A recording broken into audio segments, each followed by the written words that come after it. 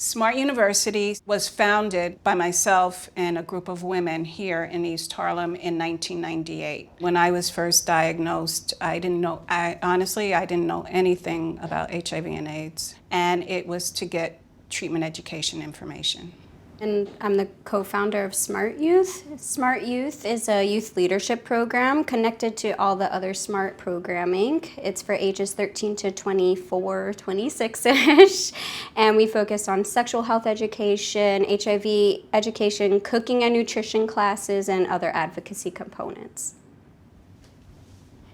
I was diagnosed with HIV when my husband was hospitalized in 1995. They told him he needed to test for HIV. And when he got the results, he had 5 T cells. He had an AIDS diagnosis. When I was given the diagnosis of being HIV positive, it probably didn't affect me as much as when Christina tested positive. Like my world was totally shattered. Christina was infected with HIV while I was pregnant. When they gave me that diagnosis for Christina, that's when I said, I have to learn whatever I can to save my daughter. It wasn't even about, I need to learn this for me. They were having clinical trials for pediatrics. It was very new with the medications.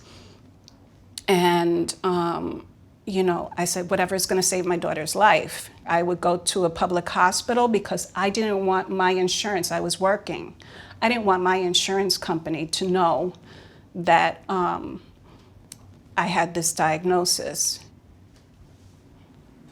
I really don't remember much. I don't remember being told. I don't remember anything much, just going to a lot of doctor's appointments and very vivid memories of flushing my medication down the toilet.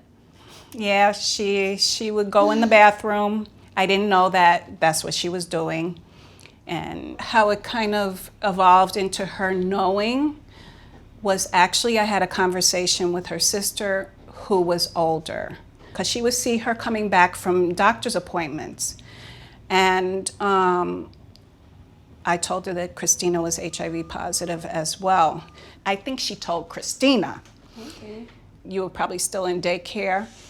She said, so mommy, when is that HIV gonna be taken out of her blood?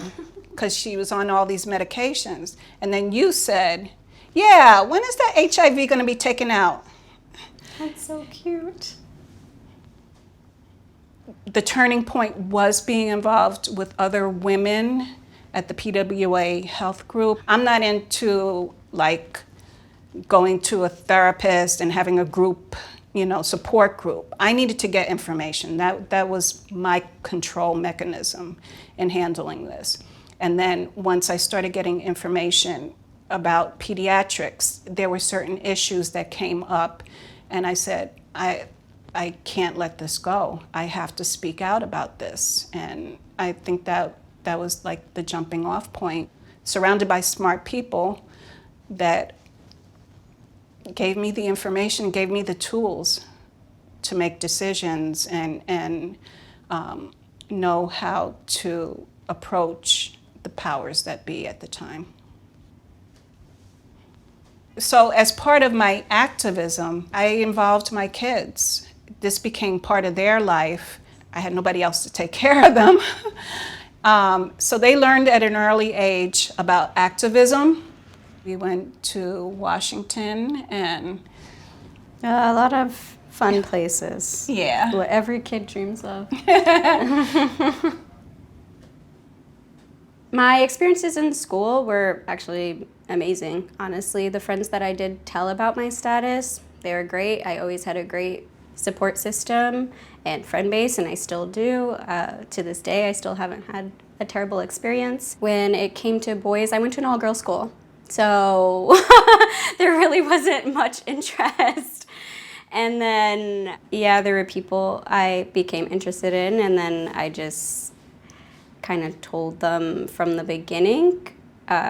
from wise words from my mother that it's easier to lose a friend than to lose a, she said lover, but that's like a really weird word to me. So than to lose a partner. And again, still very positive reactions.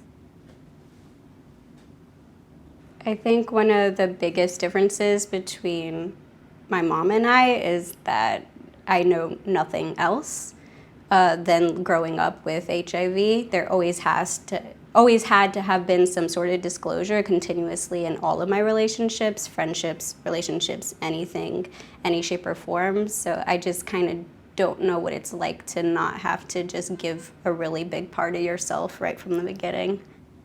For being diagnosed when I was in my 30s, you know,